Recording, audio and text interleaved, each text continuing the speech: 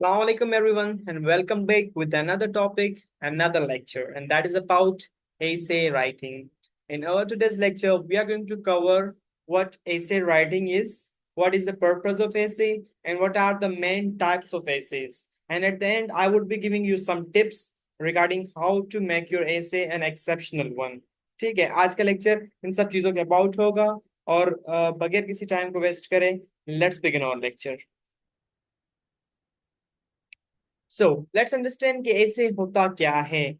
For that we have to see the definition of essay.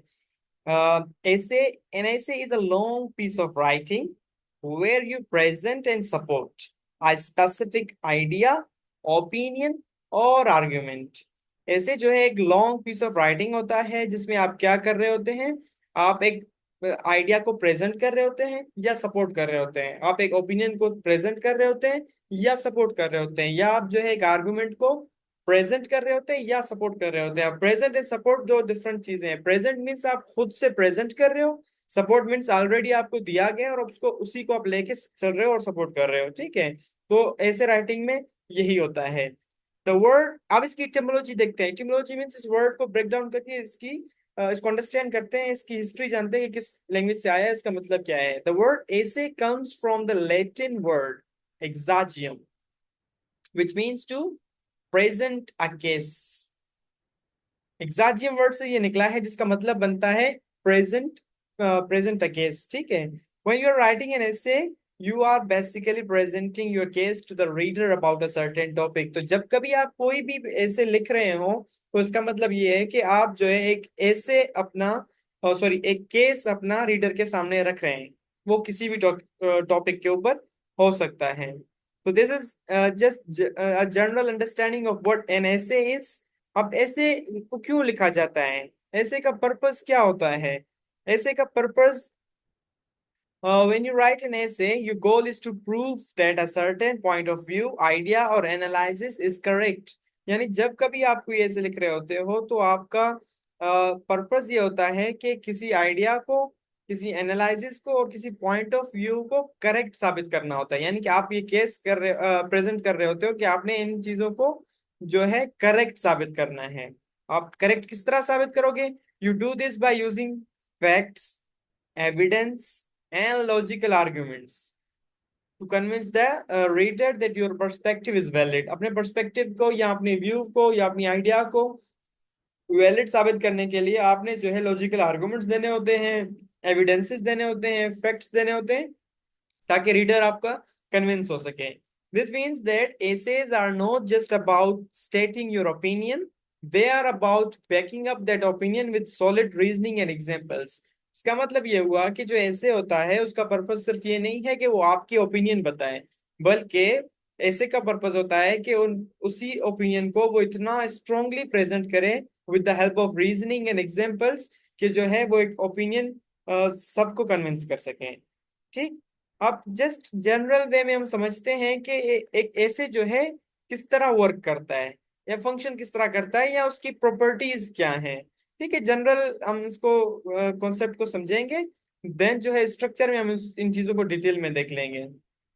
How ऐसे works. In an ऐसे you will find often these things. क्या होता है, introduction होता है, थीसिस स्टेटमेंट होता है, बॉडी पैराग्राफ्स होते हैं और कंक्लूजन होता है. और उसको थोड़ा सा मजीद सिंपल करके बताऊं तो हम क्या कर रहे होते हैं, किसी टॉपिक को इंट्रोड्यूस कर रहे होते हैं. ठीक है, जिस चीज के बारे में हम लिख रहे हैं ना उसी को इंट्रोड्यूस कर रहे होते हैं. फिर हम अपना थीसिस प्रेजेंट करते हैं. Thesis is the main point और argument you are trying to prove. Thesis statement क्या होता है वो डिटेल में हम स्ट्रक्चर में इसको समझेंगे. अब उसी थीसिस को सपोर्ट कर रहे होते हैं. थीसिस को अगर मैं जनरल बताऊं तो वो ये होता है कि जब कभी आप ऐसे लिख रहे होते हो, थीसिस स्टेटमेंट आपका इस तरह की एक दो या तीन लाइन से मिलकर बना होता है जिसमें आप बता रहे होते हो कि मेरा जो है ये आने वाला ऐसे थ्रू आउट द ऐसे इस लाइन इन्हीं बातों पर होने वाला है. यानी कि थीसिस स्टेटमेंट में ही आप अपने पूरे ऐसे के अबाउट बता देते हो. देन उस थीसिस को जो है आप सपोर्ट करते हो एविडेंसेस के साथ, एग्जांपल्स के साथ और लॉजिकल रीजनिंग के साथ. और लास्ट में जो है आप अपना एक्सप्लेन कर रहे होते हो कि जो पॉइंट ऑफ व्यू आपका है वो इम्पोर्टेंट या करेक्ट क्यों है. ठीक है, तो ये सारी चीजें हम ऐसे में जनरली कर रहे होते हैं. मैंने जनरल स्ट्रक्चर की बात की है. अभी तक तो जितनी सारी बातें हो रही हैं वो सिर्फ जनरल बातें हो रही हैं. ऐसे को समझना, डेफिनेशन समझना बहुत जनरल बात है। और एक और बात इंपॉर्टेंट मैं यहाँ पर बताऊं कि ऐसे को पढ़ना, यानी कि ऐसे की टेक्निक्स या आप कह सको कि रूल्स एंड रेगुलेशंस पढ़ना एक दिन का काम है, एक दिन में आप ये सारी चीजें समझ सकते हो। बट अपनी राइटिंग स्किल्स ऐसे की इंप्रूव करना is a long journey, is a step by step process, is a is a task with multi, not multi but many practice sessions. यानी कि आपको इसके लिए बहुत सारे प्रैक्टिस सेशंस करने पड़ेंगे, प्रैक्टिस करनी पड़ेगी, तब जाके आप चीजों को इम्प्रूव करोगे। वैसे यकीन मानो कि जो रूल्स एंड रेगुलेशंस है वो एक दिन में ही क्लियर हो जाते हैं और एक दिन में ही सारे डन हो जाते हैं। अच्छा, अब हम इनकी टाइप्स को समझते हैं कि ऐसे की टाइप्स क्या हैं। ऐसे की डिफरेंट टाइप्स है। अगर आपको याद हो, हमने पैराग्राफ की टाइप्स जब पढ़ी थी तब मैंने बात की थी कि यही पैराग्राफ जो है, अगर इनको बड़े लेवल पर देखा जाए तो ऐसे की टाइप्स ही बन जाती हैं। आज के लेक्चर में हमारे पास चार मेजर टाइप्स ऑफ ऐसे हम डिस्कस करने वाले हैं। और हम सिर्फ इनको एज अ टाइप डिस्कस नहीं करेंगे, साथ में हम इनकी की फीचर्स भी बता रहे होंगे और हम एग्जाम्पल के थ्रू बता रहे होंगे कि किस तरह ये जो ऐसे एक्सपोजिटरी होता है या नैरेटिव होता है या क्या होता है। देन हम एक और बात भी कर रहे होंगे कि उसको हम मजीद सिंपल वे में ये चीज भी डिस्कस कर रहे होंगे कि अगर एक ऐसे जो है एक्सपोजिटरी है तो उसको हम लिखेंगे किस तरह। यानी कि स्ट्रक्चर को जस्ट एक आइडिया बिल्ड करने के लिए उस स्ट्रक्चर को मैं बताऊंगा। स्ट्रक्चर को डिटेल में जो है वो हम नेक्स्ट लेक्चर में कवर करेंगे। So here it is the first type of essay, expository essay.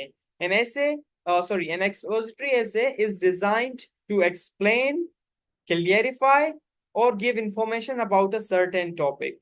हम एक टॉपिक के बारे में क्या कर रहे होते हैं, एक्सप्लेन कर रहे होते हैं, उसको क्लेरिफाई कर रहे होते हैं, या उसी के अबाउट इंफॉर्मेशन दे रहे होते हैं। किस ऐसे में? द एक्सपोजिटरी ऐसे में। ठीक है, एक्सपोजिटरी ऐसे में हम ये सब कर रहे होते हैं। The purpose is to make something clear and understandable for the reader by presenting facts, data और एविडेंसेस। हम किसी भी टॉपिक के ऊपर जो है फैक्ट्स दे रहे होते हैं, डेटा दे रहे होते हैं, इंफॉर्मेशन दे रहे होते हैं, एविडेंसेस दे रहे होते हैं, ताकि वो टॉपिक जो है रीडर को क्लियर हो जाए और रीडर उस टॉपिक को इजीली अंडरस्टैंड कर ले। ये एक जनरल अंडरस्टैंडिंग है कि एक्सपोजिटरी ऐसे किस तरह होता है। अगर इसकी मैं की फीचर्स की बात करूं तो एक्सपोजिटरी ऐसे, जो एक्सपोजिटरी का वर्ड निकला है वो निकला है एक्सपोज से। और एक्सपोज की मीनिंग आपको पता है कि क्या है? To uncover something. ठीक है, अब इसमें अनकवर से मतलब क्या कि आप एक टॉपिक को अनकवर करते हो या इस तरह एक्सप्लेन करते हो कि वो जो है रीडर के माइंड में क्लियरली अंडरस्टैंड हो जाती है। ठीक है, it's a neutral style of writing, meaning the writer does not show personal opinions, instead the focus is on providing information. अब न्यूट्रल इसको क्यों कहा गया है? न्यूट्रल मतलब कि राइटर का अपना ओपिनियन इसमें नहीं होता, बल्कि वो फैक्ट्स दे रहा होता है, वो इंफॉर्मेशन दे रहा होता है, वो ऑब्जेक्टिव पॉइंट्स दे रहा होता है। ऑब्जेक्टिव पॉइंट्स में तो ऐसे पॉइंट्स जो साइंटिफिकली प्रूवन है, जिन पर सब एग्रीमेंट देते हैं, सब जिस पॉइंट्स पर एग्री होते हैं उनको ऑब्जेक्टिव फैक्ट्स कहा जाता है या ऑब्जेक्टिव पॉइंट्स कहा जाता है। ठीक है। अच्छा, अगर मैं कॉमन वेज की बात करूं एक एक्सपोजिटरी ऐसे किस तरह लिखा जाता है, तो उसमें आप कंपेयर एंड कंट्रास्ट भी कर सकते हो। ठीक है, याद होगा अगर पैराग्राफ टाइप्स में हमने पढ़ा था, तो इसी तरह अगर आप अगर दो चीजों के बारे में कंपैरिजन या कंट्रास्ट कर रहे हो और उसके अबाउट जाहिर सी बात इंफॉर्मेशन देनी पड़ती है। अगर वो इंफॉर्मेशन दे रहे हो तो सपोज तो समझो कि आप क्या कर रहे हो, तो आप एक एक्सपोजिटरी ऐसे लिख रहे हो।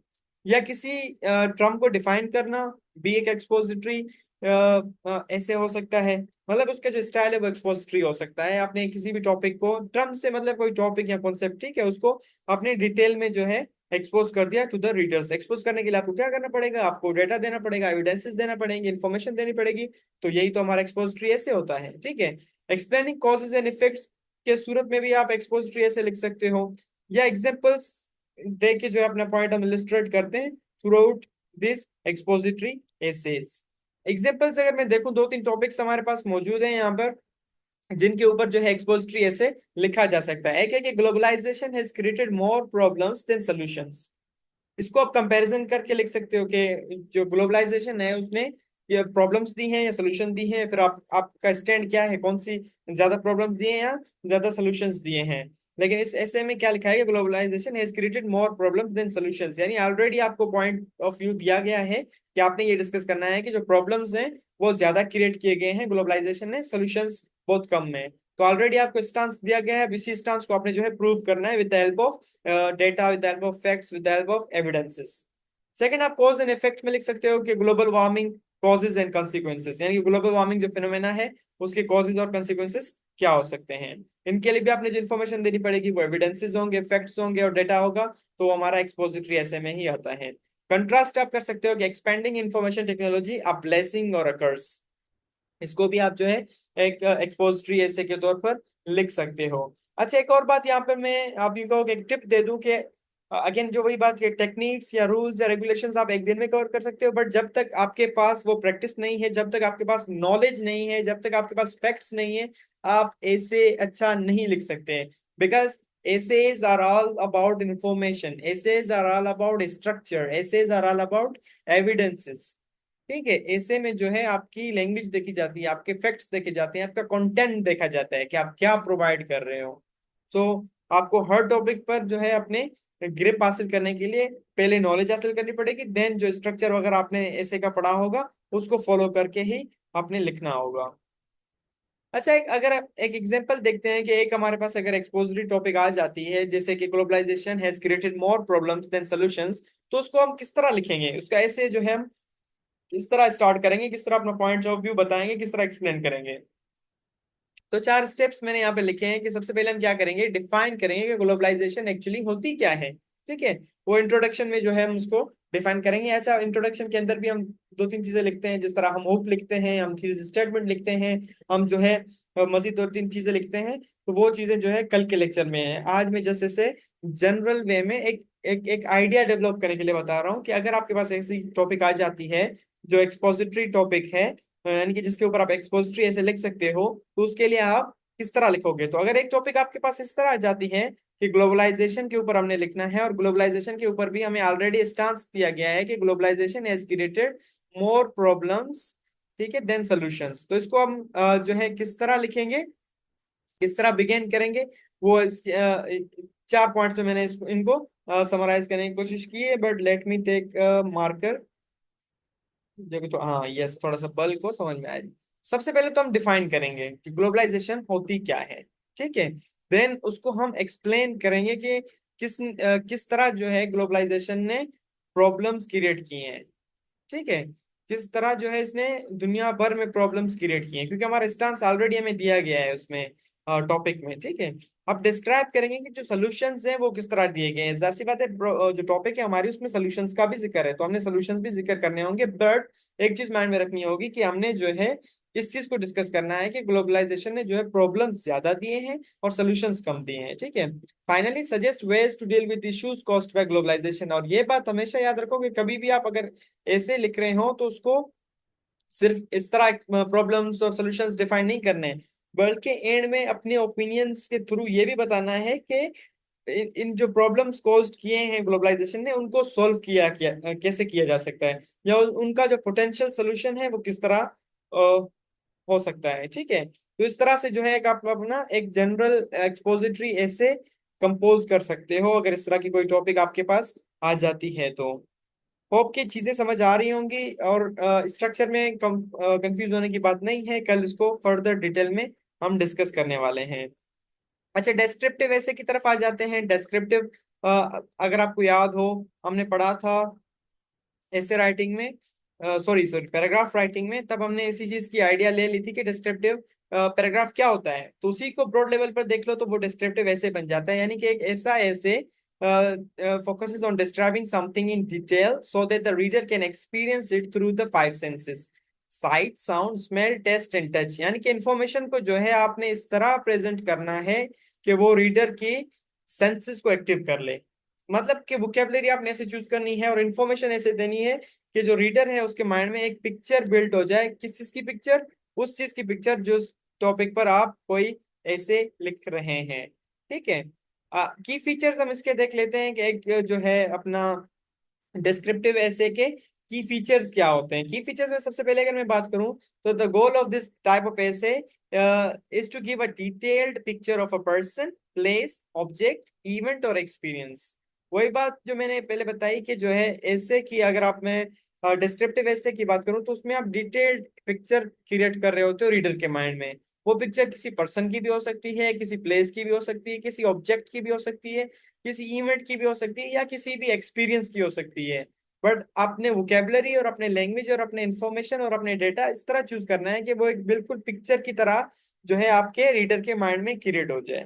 अच्छा, एक और बात यहाँ पे टिप मैं दे दूं कि जब भी कॉम्पिटेटिव एग्जाम्स वगैरह होते हैं उनमें ये नहीं कहा जाता कि राइट दिस ऐसे एज ए डिस्क्रिप्टिव ऐसे, नहीं, वहां पे टॉपिक्स दिए जाते हैं, आपको खुद आइडेंटिफाई करना है कि ये जो टॉपिक है ये किस टॉपिक, मतलब इस टॉपिक पर किस तरह का ऐसे लिखा जा सकता है। क्या एक डिस्क्रिप्टिव ऐसे लिखा जा सकता है, क्या एक एक्सपोजिटरी लिखा जा सकता है, क्या एक आर्गुमेंटेटिव लिखा जा सकता है, तो ये आइडेंटिफिकेशन जो है आपने खुद करनी पड़ती है।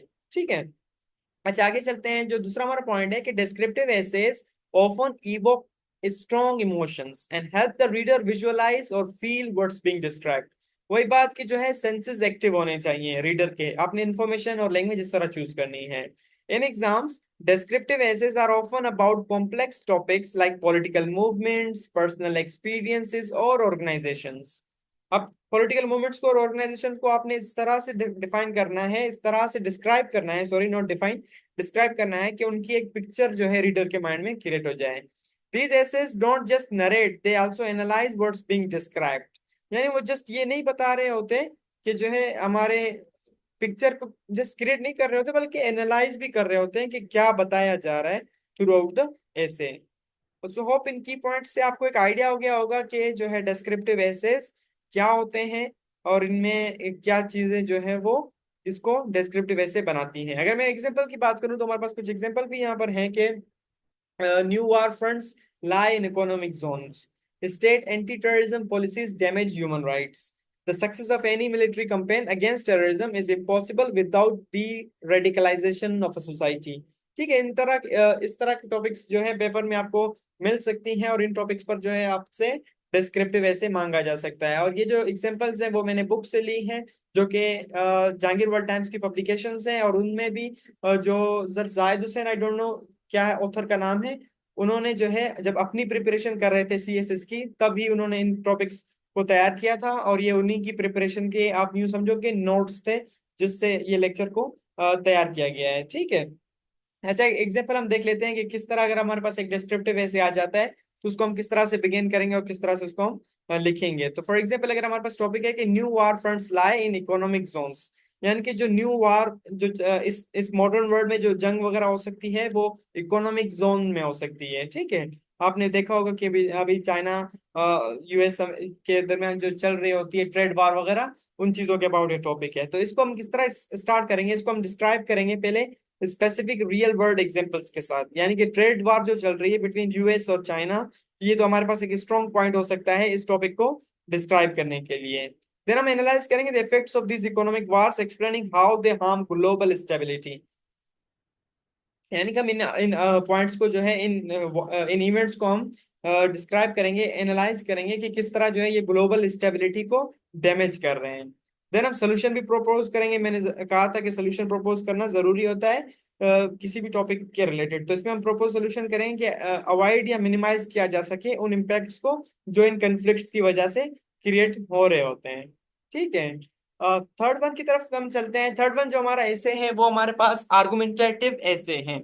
अब आर्गुमेंटेटिव ऐसे क्या होता है उसकी डेफिनेशन पहले हम समझते हैं। आर्गुमेंटेटिव ऐसे is about taking a stance on a particular topic and convincing the reader that your point of view is valid. This type of essay requires thorough research and solid evidence to back up your claims.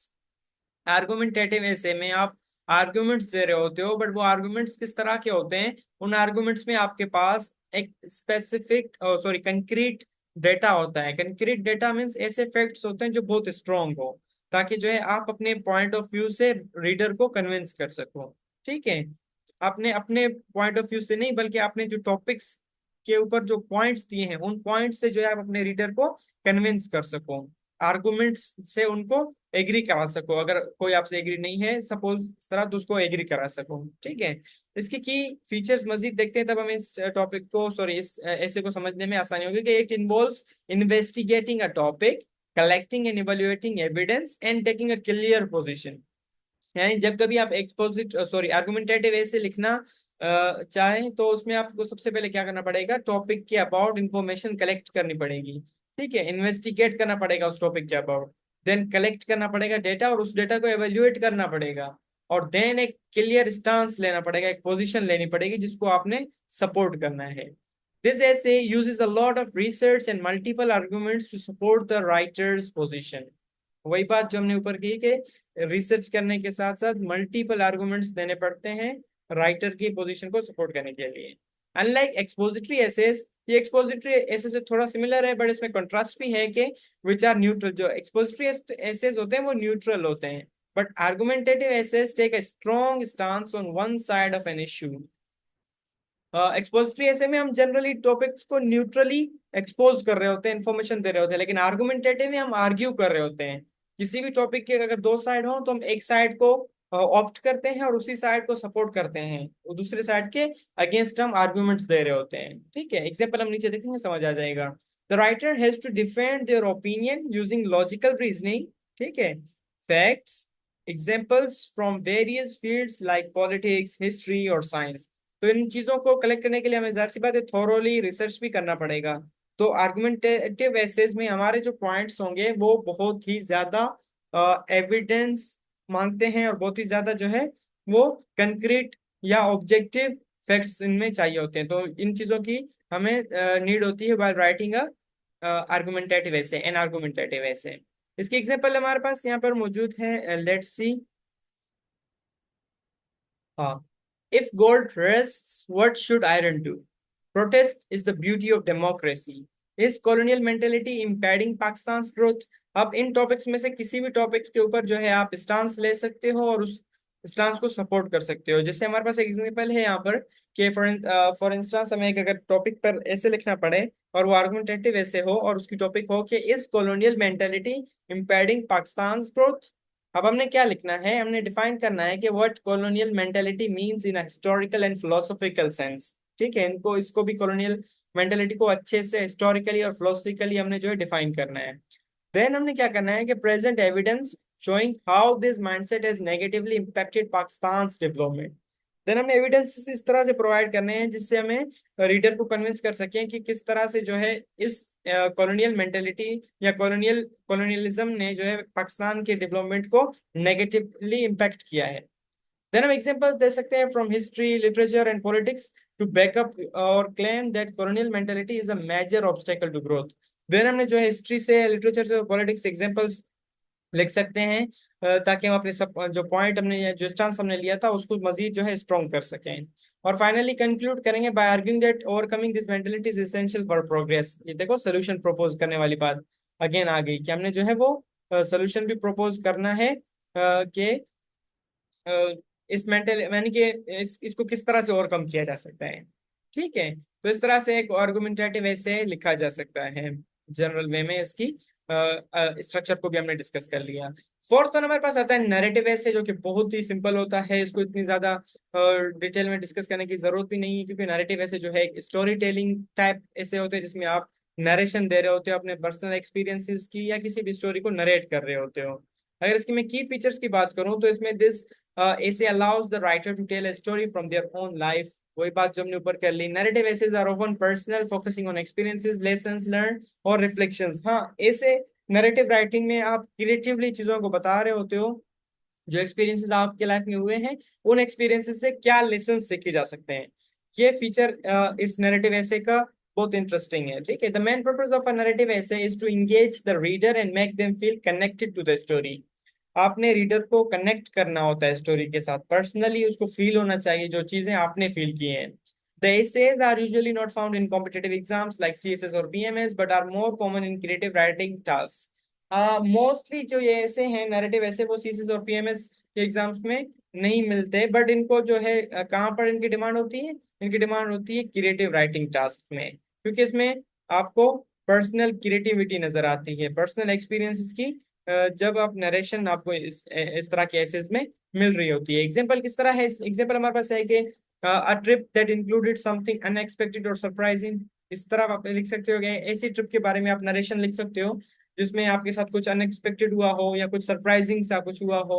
ठीक है, a time that you learn something knew that changed you. आप इसमें आपने आप कोई ऐसा event describe कर सकते हो जिस इवेंट के बाद आपकी लाइफ में बड़े चेंज आया हो और आपने उससे बहुत कुछ सीखा हो। ठीक है, तीसरा है an experience that was hard but ended up being worth it. इस तरह के एक्सपीरियंस जो है आप लिखकर अपने नैरेटिव ऐसे को कंपोज कर सकते हो। इसके लिए भी अगर मैं स्ट्रक्चर की बात करूं, जो जनरल स्ट्रक्चर हम बाकी भी टाइप्स ऑफ ऐसे का डिस्कस करते हुए आए हैं, इसमें भी सबसे पहले हमने क्या करना होता है, डिस्क्राइब द सेटिंग। अब सेटिंग से क्या मतलब कि कोई कहाँ वो जो स्टोरी है वो कहाँ हुई है, या where the writer were, and where और what the writer were doing, ठीक है, कि वो जो राइटर था वो क्या कहाँ पर था और क्या कर रहा था। ये चीजें जो है हमने सेटिंग में बतानी होती है, तब जाके हमारी स्टोरी थोड़ी सी अच्छे से रीडर के साथ और रीडर को समझ आने लगती है, ठीक है। अच्छा, स्टोरी को एक्सप्लेन करना है, जो भी स्टोरी हुई थी उसको एक्सप्लेन करना है। जिस तरह अगर ऊपर हमने बात की कि ट्रिप के अबाउट थी, कि trip that included something unexpected, तो उस ट्रिप के अबाउट आपने वो अनएक्सपेक्टेड इवेंट डिस्क्राइब करना है जो कि आपके साथ हुआ था। अच्छा, फिर देन रिफ्लेक्ट करना है कि उस इवेंट से आपने क्या सीखा, या उस इवेंट से जो है क्या चेंजेस आपके लाइफ में आए। अच्छा, क्रिएटिव ऐसे होता है, नरेटिव ऐसे को क्रिएटिव ऐसे भी आप कह सकते हो। तो इसमें जो है आप जितनी ज्यादा चीजों को इंटरेस्टिंगली नरेट करोगे, उतनी ज्यादा आपका ऐसे जो है वो इंटरेस्ट मतलब कि अच्छा होगा, एक एक्सेप्शनल ऐसे की तरफ होगा। So these are were the types of essay, the main types of essay. Hope कि आपको समझ आ गई होंगी। अब जो हम डिस्कस करने वाले हैं, अच्छा एक तो पहले इनको समराइज कर देते हैं, जो हमने पॉइंट्स ऊपर डिस्कस किए उनको समराइज कर देते हैं, कि जो एक्सपोजिटरी एसेज होते हैं वो क्लियर होने चाहिए, न्यूट्रल होने चाहिए, और इसमें हमने किसी भी टॉपिक को जो है डेप्थ में डिस्कस करना होता है विदाउट पर्सनल ओपिनियन, ठीक है। और डिस्क्रिप्टिव एसेज की अगर मैं बात करूं, तो डिस्क्रिप्टिव एसेज में इस तरह की हमने डिटेल्स देनी होती है जो बिल्कुल विविड पिक्चर जो है रीडर के माइंड में क्रिएट करें, और उनको इस तरह से फील कराए कि उनके सेंसेस जो है वो एक्टिवली उन चीजों को फील कर सकें। आर्गुमेंटेटिव एसिड की अगर मैं बात करूं, तो उसमें जो है हम सॉलिड एविडेंस दे रहे होते हैं, सॉलिड लॉजिकल रीजनिंग दे रहे होते हैं राइटर के पॉइंट ऑफ व्यू से रीडर को कन्विंस करने के लिए। नैरेटिव एसिड में हम सिंपली जो है क्रिएटिव वे में पर्सनल स्टोरीज को नरेट कर रहे होते हैं, या पर्सनल एक्सपीरियंसेस को नरेट कर रहे होते हैं, ठीक है। सो these were the points that we have discussed in our today's lecture, and now we are going to discuss some key elements of a good essay, or elements that can make or essay exceptional one। अच्छा, अब ऐसे को अगर मैं बात करूं, मैंने पहले भी कहा था ऊपर के ऐसे जो है एक well structured form of writing है। तो यहाँ पर भी हमने यही बात डिस्कस की है कि good essay is like a well built house, it needs strong parts to hold everything together and make sense to the reader. हम एक अगर घर बना रहे होते हैं, तो उसमें सब एलिमेंट्स किस तरह इंपॉर्टेंट होते हैं, जिस तरह उसमें ब्लॉक्स होते हैं, उसमें सीमेंट होता है, उसमें आपका सरिया होता है, तो वो सारी चीजें एक दूसरे के साथ मिलकर जो है एक इस तरह का बॉन्ड, स्ट्रॉन्ग बॉन्ड क्रिएट करते हैं कि आपका जो है घर मजबूती से बिल्ट हो जाता है। तो ऐसे राइटिंग भी इसी तरह है, इसमें तीन चार फैक्टर्स हैं, तीन चार चीजें हैं जो एलिमेंट्स के तौर पर काम करते हैं, और वो आपस में कनेक्ट होके आपस में बॉन्ड बनाकर जो है एक ऐसे को बिल्ट अप करते हैं। अच्छा, कुछ पॉइंट जो आज हम डिस्कस करने वाले हैं, जो हमारे ऐसे को अच्छा कर सकते हैं, वो हमारे पास हैं ग्रामर, कोहेरेंस एंड कोहेजन, और रेलेवेंस। ये तीन पॉइंट्स ऐसे हैं जो कि हमारे ऐसे को एक्सेप्शनल बनाते हैं और हमारे ऐसे में बहुत ज्यादा इंपॉर्टेंस रखते हैं। ग्रामर क्या है? Grammar simply rules and regulations हैं जो किसी भी लैंग्वेज के होते हैं, और ग्रामर जो है सबसे इम्पोर्टेंट चीज है हमारे ऐसे राइटिंग में। यहाँ पर एक बात मैं बताता चलूं, अगर आपने मेरी ग्रामर कोर्स ज्वाइन नहीं की है और आपका ग्रामर वीक है, तो आपके लिए एक अवेलेबिलिटी है मेरे पास कि आप जो है ग्रामर कोर्स को अवेल कर सकते हो। 42 लेक्चर्स या 43 लेक्चर्स में जो है पूरी ग्रामर कवर्ड है, और उस कोर्स को आप अवेल कर सकते हो। वन टाइम कोर्स अवेल करने के बाद आपको वो सारे जो कोर्स लेक्चर्स हैं वो लाइफ टाइम के लिए एक्सेस मिल जाती है उनकी। वीडियो की तरफ, टॉपिक की तरफ दोबारा आते हैं। टॉपिक हमारे जो डिस्कस कर रहे हैं वो हम ग्रामर को कर रहे थे, कि ग्रामर का क्या रोल होता है हमारे ऐसे राइटिंग में। तो grammar is one of the most important things that attracts the reader, that makes sure that reader is connected with the story and reader is understanding each and everything। Grammar अगर आपका week होगा तो आपका ऐसे जो है खराब हो जाएगा। अच्छा, ग्रामर क्यों इंपॉर्टेंट होता है? ग्रामर क्लियर कम्युनिकेशन कर रहा होता है। Good grammar helps you clearly express your ideas. If your sentences are full of mistakes, it can confuse the reader और make your argument less convincing. एक तो वो रीडर के लिए मतलब कम्युनिकेशन ऑब्स्टेकल क्रिएट कर सकता है। दूसरा, अगर आपने जो है कम्पिटेटिव एग्जाम्स वगैरह में लिखा है, या कहीं भी स्कूल में भी लिखा है, या यूनिवर्सिटी में लिखा है, या कॉलेज में लिखा है, तब भी जो है आपकी कम्युनिकेशन वीक हो जाती है, और जो आपकी टीचर होता है या जो आपको जो है वो मेंटोर होता है वो आपके मार्क्स वगैरह कट कर देता है, ठीक है। और ग्रामर का सही होना इसलिए भी जरूरी है कि वो मिसअंडरस्टैंडिंग को खत्म करता है। अगर ग्रामर आपका गलत हो जाए या पंक्चुएशन गलत हो जाए या आपने गलत टेंस यूज कर लिया या आपने जो है गलत वोकेबलरी चूज कर ली, तो वो पूरा सेंस भी तब्दील कर सकता है। So it is very much necessary कि हम जो है अपना ग्रामर को एक्यूरेट रखें और ग्रामेटिकल मिस्टेक्स कम से कम करते रहें। इम्प्रेशन बहुत ही खराब पड़ता है हमारे एग्जामिनर पर जब हमारे ऐसे में ग्रामर गलत होता है। आपकी टेक्निक बहुत अच्छी है, आपने जो है फैक्ट्स बहुत अच्छे दिए हैं, आपने डेटा या कंटेंट बहुत अच्छा दिया है, लेकिन अगर आपके ऐसे में ग्रामेटिकल मिस्टेक्स हैं तो आपको नेगेटिवली एग्जामिनर हिट करेगा, आपके पॉइंट्स कट हो सकते हैं, ठीक है। तो ऐसे एक ऐसे को अच्छा ऐसे बनने के लिए हमारा ग्रामर का सही होना बहुत ही जरूरी होता है। अच्छा, दूसरी जो पॉइंट है हमारे पास वो है coherence and cohesion.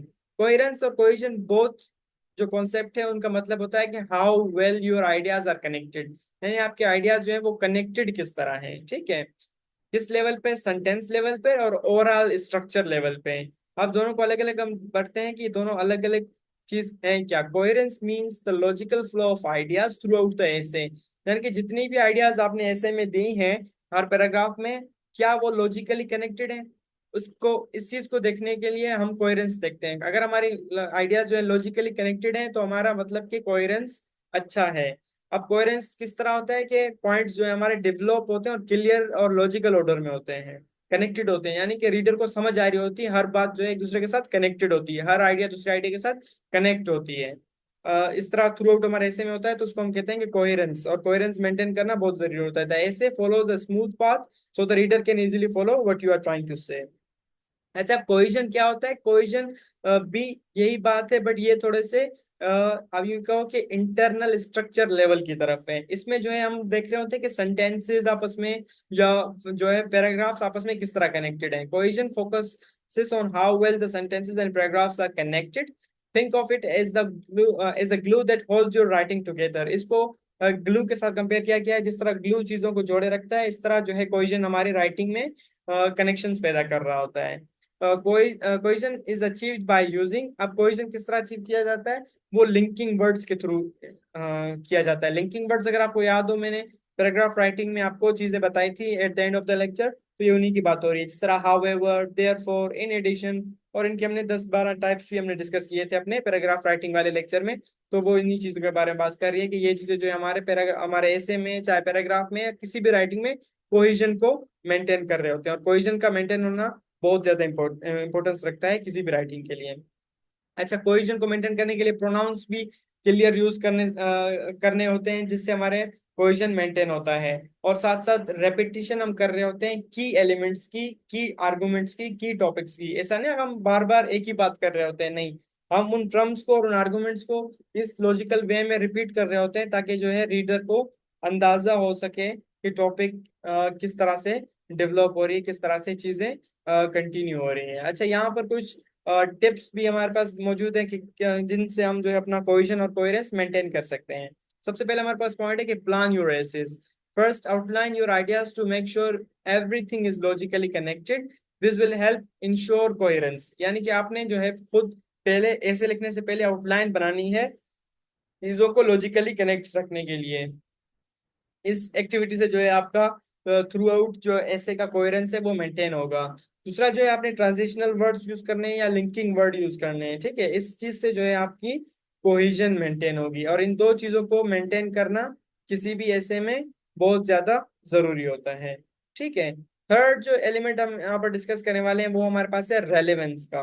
Relevance means that everything in your essay should directly relate to the topic or question you are answering, यानी कि जो टॉपिक आप दिख रहे हो सारी की सारी बातें उसी से रिलेट बैक करनी चाहिए। ऐसा ना कि आपने एक टॉपिक किसी एक टॉपिक पे स्टार्ट कर ली है और नीचे उसके पैराग्राफ्स में आप कोई और बातें कर रहे हो, तो उस चीज से आपकी रेलेवेंसी खराब हो जाती है और आपका ऐसे जो है वो अनअट्रैक्टिव हो जाता है, और रीडर जो है उसको इतनी अट्रैक्टिव या इतनी अटेंशन के साथ रीड नहीं कर रहा होता। और अगर एग्जामिनर है तो वो भी नेगेटिव मार्किंग कर रहा होता है, ठीक है। अच्छा, अब रेलिवेंसी किस तरह अचीव की जा सकती है। रेलिवेंसी को अचीव करने के लिए हमने जो है टॉपिक पर स्टे करना पड़ता है। जो टॉपिक हम लिख रहे हैं उसी के ऊपर स्टे करना पड़ता है। Everything you right should support the main idea of the essay. including unrelated points will distract the reader and make your argument weaker। अगर आपने अनरिलेटेड पॉइंट्स ऐड कर दिए तो वो वही बात जो मैंने कही कि रीडर को डिस्ट्रैक्ट कर देगी और आर्गुमेंट को वीक कर देगी। उसके बाद जो है फोकस्ड आर्गुमेंट अपना रखना है। If your paragraphs and examples don't relate to your thesis the essay loses its effectiveness। every sentence and idea should work together to prove your point। और जो है अपने अपने पैराग्राफ्स को भी स्ट्रांगली ऑर्गेनाइज रखना है ताकि हर पैराग्राफ एक मेन आइडिया को डिस्कस करे और वो मेन आइडिया जो है आपके जो main idea of the essay है उससे कनेक्टेड हो। अगर इस तरह नहीं होगा तो आपकी रेलेवेंसी लूज हो जाएगी और आपकी जो है ऐसे इनफेक्टिव बन जाएगा या आपकी जो राइटिंग है वो इनफेक्टिव बन जाएगी। ठीक है। लास्ट चीज जो हमारे लेक्चर में है वो हम ये है कि रेलेवेंसी को किस तरह मेंटेन किया जा सकता है। तो उसके तीन चार पॉइंट्स यहाँ पर हैं कि स्टिक टू द पॉइंट। अपने before adding any information ask yourself is this directly related to my thesis और टॉपिक। यानी अगर आपने कोई भी इंफॉर्मेशन ऐड करनी है तो उस टाइम आपने ये क्वेश्चन करना है खुद से कि क्या ये जो इन्फॉर्मेशन मैं ऐड करने वाला हूँ वो रेलेवेंट है फॉर माय टॉपिक। अगर रेलेवेंट है तो ठीक, अगर आंसर नो है तो उसको ऐड नहीं करना। ठीक है। सेकंड है कट अननेसेसरी डिटेल्स। आपको कोई भी ऐसी बात करने की जरूरत नहीं है जो कि आपके टॉपिक में डेवलपमेंट ना लाए, जो कि आपके टॉपिक के से रिलेटेड ना हो, जो कि आपके टॉपिक के अबाउट ना हो। ठीक है। लास्ट में think about the question. If you are writing for an exam always keep the question in mind. Make sure every part of your essay is helping to answer the question. अब देखो अगर आप खुद classroom setting में बैठ के ऐसे लिख रहे हो तो वो उसका पर्पस डिफरेंट है। अगर आप एग्जाम में बैठ के ऐसे लिख रहे हो तो उसका पर्पस डिफरेंट होता है। आपको जो चीजें दी जाती है वो क्वेश्चन फॉर्म में दी जाती है। तो जब आप एग्जाम में लिख रहे हो तो आपने ये चीज माइंड में बिठानी है कि जितने भी पॉइंट्स आप दे रहे हो क्या सारे पॉइंट्स आपके उस क्वेश्चन को आंसर करने में हेल्प कर रहे हैं। If your answer is yes then go for it, if your answer is no then leave it out. ठीक है। So this was all about our today's lecture. Hope कि आपको चीजें समझ आई होंगी। नेक्स्ट लेक्चर में जो चीज हम डिस्कस करने वाले हैं वो हमारा स्ट्रक्चर ऑफ एसे होगा। इन डिटेल हम इस चीज को डिस्कस करेंगे कि स्ट्रक्चर हम किस तरह लिखते हैं। होप कि आज के लेक्चर की चीजें जो है आपको समझ आई हो। अल्लाह हाफिज। Take great care of yourself until we meet next time with next topic.